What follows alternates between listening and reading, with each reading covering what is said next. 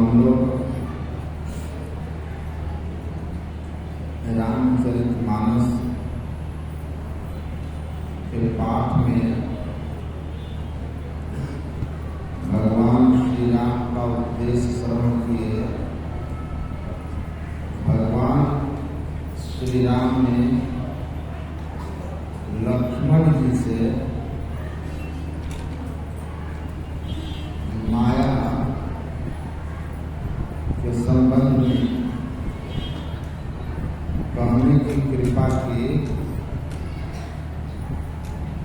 मैं और मोर तोर तय माया जेहि बस किन्हा जीव निकाया। मैं और मेरा, तुम और तेरा का जो यह भाव है, यह जो द्वैत भाव है, यह माया है। और यह द्वैत भाव कहाँ तक बना रहता है? तो गोचर जहाँ लगी मन जाई, सो सब माया जानहु भाई। भगवान श्री राम कहते हैं, यह जो द्वैत प्रपंच के सागर बूढ़ो सहो दुख भारी, जीव के जीवन में जो आवागमन का दुख है, दैहिक भौतिक संताप है, ये जहाँ तक मन की गति है वहाँ तक माया के पसार होने के कारण बना रहता है। तो हमारी इंद्रियों से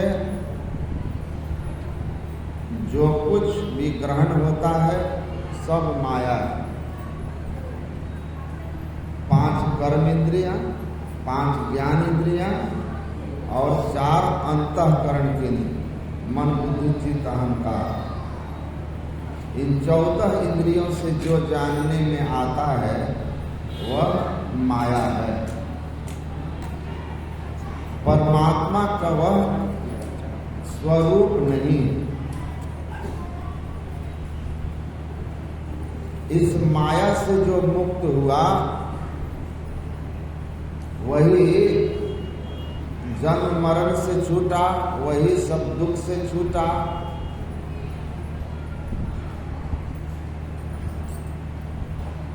तुलसीदास जी महाराज ने लिखा है, हे हरि बहुत अनुग्रह कीन्हा, साधन धाम विबुध दुर्लभ तनु मोहि कृपा कर दीन्हा।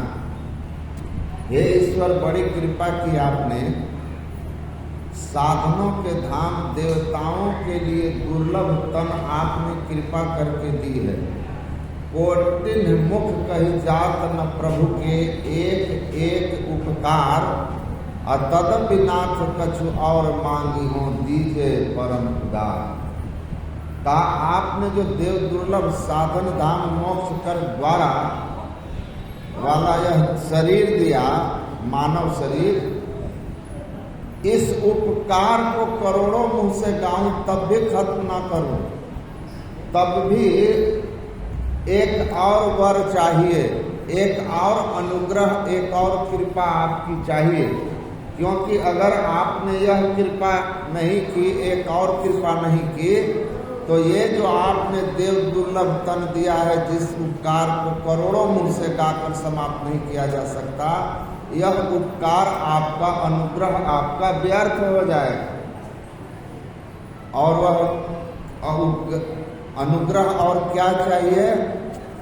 विषयवारी मन मीन भिन्न होत पल एक, ताते सहो विपति अति दारुण हरमत जोनी बने। विषय जो है रूप रस गंध स्पर्श और शब्द, ये 5 के 5 विषय जल की तरह हैं। और गुरु महाराज कहते हैं कि ये 5 विषय ही वास्तव में माया है। यहाँ से लेकर स्वर्ग तक चले जाओ, पंच विषय का ही पसार है। नीर अति गंभीर माया। और गोस्वामी जी कहते हैं जैसे मछली जल में रहती है, उसके चारों तरफ जल ही जल होता है, उसी तरह हमारा मन रूपी मछली चारों तरफ जल रूपी विषय में डूबा हुआ है, उससे एक क्षण भी भिन्न नहीं होता। अब प्रयत्न करो तो छटपटाने लगता है। और यही कारण है कि देव दुर्लभ तन पाकर भी मन के विषयानुरागी होने के कारण हम इस दुर्लभ तन से मोक्ष के साधन की ओर बढ़ते ही नहीं। और यह तन जिसलिए मिला है वह नहीं करके जो काम नहीं करना है उसी काम को करते हैं। यही तन कर फल विषय न भाई।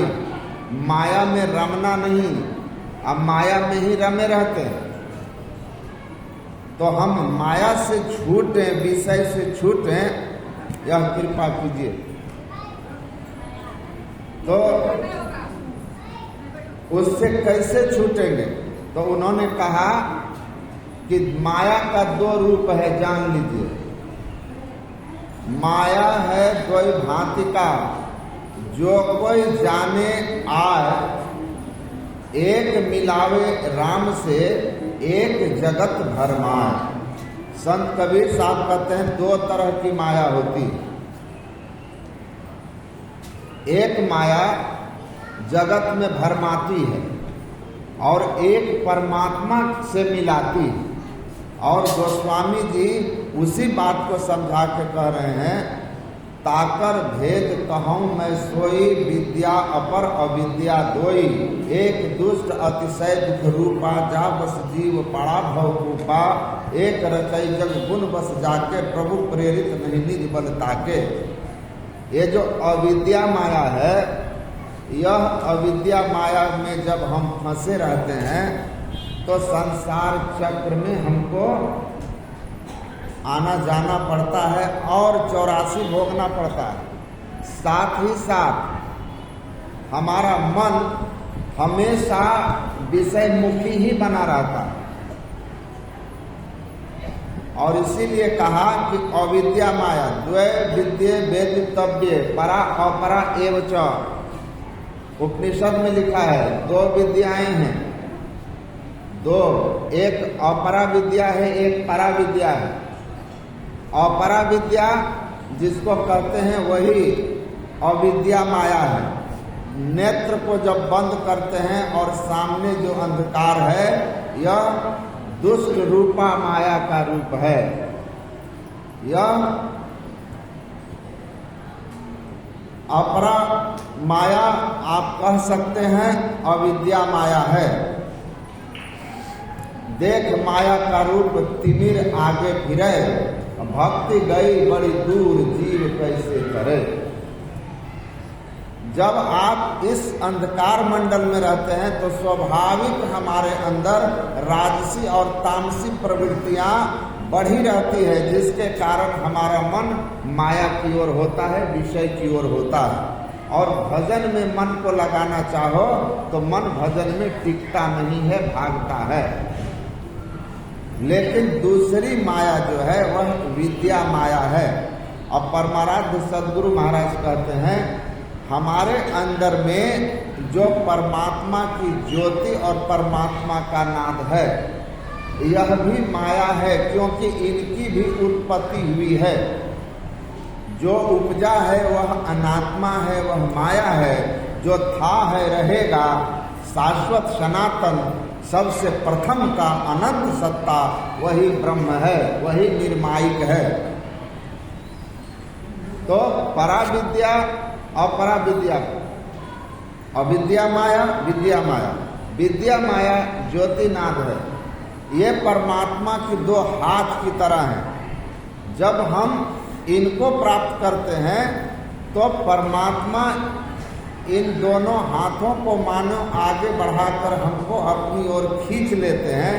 तब हम भक्ति गई बड़ी दूर नहीं होती, तब हमारा मन भक्ति में रमता है, तब हम विषय से ऊपर उठे रहते हैं। संसार के भोग पदार्थों की ओर हमारा आकर्षण नहीं रहता। कहिए ताते परम विरागी, त्रिसम सिद्धि 3 गुण त्यागी, हमारे अंदर वैराग्य रहता है। इस स्वर्ग भोगेषु इच्छा राहित्यम इति वैराग्यम। इस संसार को कौन कहे? स्वर्ग स्वल्प अंत दुखदाई। स्वर्ग सुखों की भी तब कामना समाप्त हो जाती है, पूर्ण वैराग्य की ओर हम बढ़ते हैं और अंत में तीनों गुणों से ऊपर उठ करके त्रैगुणात्मिका मूल प्रकृति को पार कर जाते हैं। तब हम गोचर जहाँ लग मन जाई, अंतःकरण के घेरे से निकल जाते हैं, कैवल्य दशा में हो जाते हैं। त्रैगुण पर जोगी हरिरस भोगी अति निःसोगी हैं। सद्गुरु की जो महिमा आप सुन रहे थे, 3 गुणों से ऊपर उठा हुआ, आत्म स्वरूप में स्थित, परमात्मा का सतत अनुभूत करने वाला, परमात्मा से एक हो जाने वाला, वे संत सद्गुरु होते हैं। और वही अवस्था हमारी भी हो जाएगी जब हम अंतर साधन करेंगे। उलटी चाल तन खोजे सो पावे रे, उलटी चाल चले जो प्राणी सो सहजे घर आवे रे। 12 मार्ग बहता रोके, 13 ताली लावे रे। चंद सूर घर सहजे लावे, चंद सूर सहजे सत राखे। और तब अनहद बेन बजावे रे। गरीबदास महाराज कहते हैं कि आप अगर माया मुक्त होना चाहते हैं तो पहले अविद्या माया से छूटिए और विद्या माया ग्रहण कीजिए। विद्या माया आपको भक्ति में सहयोग करेगी और परमात्मा की ओर खींच कर ले जाएगी, चुंबक की तरह आकर्षित करेगा। और इसके लिए आपको उल्टी चाल चलनी होगी। अभी आप इंद्रियों के संग होकर के बहिर्मुखी हैं, तब आप दृष्टि योग की क्रिया में जब आप सफल हो जाएंगे तो बहिर्मुख से अंतर्मुखी वृत्ति वाला होंगे। इसके लिए आपको चांद सूर घर सहजे सत राखे। चांद सूर, ईड़ा और पिंगला, ब्रह्म नाड़ी और चंद्र नाड़ी, सूर्य नाड़ी, इन दोनों को सतोगुण सुषुम्ना में केंद्रित करना होगा।